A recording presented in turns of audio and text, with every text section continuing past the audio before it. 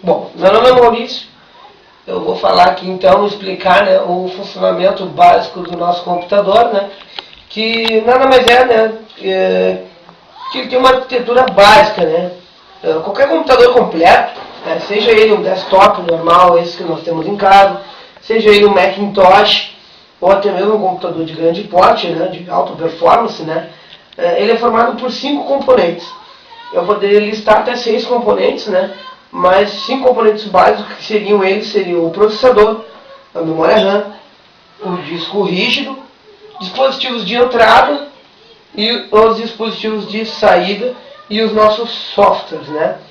Eu listaria então como um sexto componente a placa-mãe, que a placa-mãe nada mais é, né, do que a nossa placa principal do computador, que é responsável por alimentar o resto de todos os nossos componentes, né, que eu listei aí, né. Então nós vamos começar então falando do nosso processador, que o nosso processador então, que é conhecido, né, pela maioria e por todos nós, né, que o processador é o cérebro do sistema, né.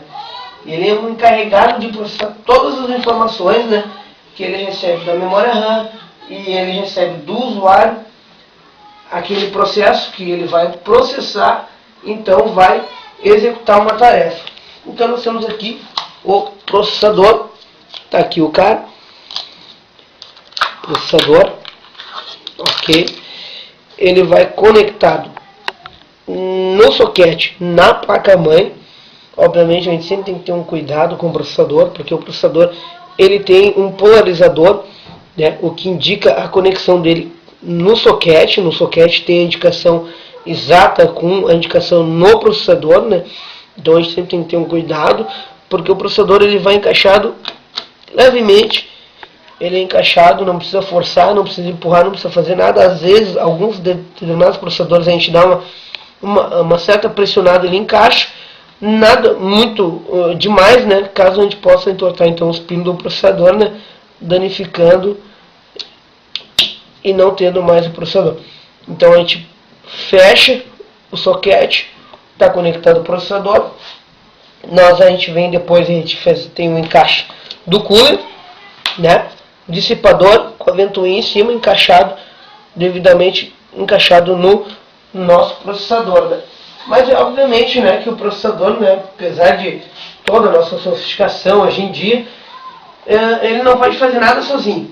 Então, para ter um computador funcional, a gente precisa de alguns componentes de apoio aí para o processador, né. E aí que entra, né, nós temos a memória, temos unidade de disco, dispositivos de entrada e saída, e daí finalmente os programas a serem executados, né. Então, um componente básico aí de apoio ao processador, nós temos então a memória, que nós temos 2 padrões de memórias aqui, que são eles, né, a memória DIMM, SDR DIMM, e padrão DDR, que nós temos no nosso computador hoje em dia, né. Essa daqui já é uma memória já mais antiga, mas ainda muito usada ainda nos computadores. Atualmente aí não se usa mais, mas ainda tem muito ainda no mercado. Então nós temos aqui na nossa placa-mãe os módulos de memória. Temos os 2 módulos, né? O módulo de DDR e o módulo de SDR, né? Vou fazer um encaixe aqui, né? A gente sempre cuidando então os nossos polarizadores, né? A nossa conexão tem que ter uma conexão perfeita junto ao nosso módulo de memória. A gente vem, faz um encaixe até as presilhas prenderem ao todo ali a memória, né? Até o encaixe perfeito. Vou encaixar a DDR também aqui, está encaixada. Aí pressiono até com que as trava tranque a memória até o fim, né. A memória RAM então está encaixada, né. A memória RAM que é usada pelo processador, né, para armazenar então todos os dados que estão sendo processados, né. Ela funciona, né, como uma espécie de mesa de trabalho. E a quantidade da memória RAM disponível, né, determina quais as atividades que o processador pode executar, né. Então, temos a memória RAM, temos o processador encaixado automaticamente na nossa placa-mãe.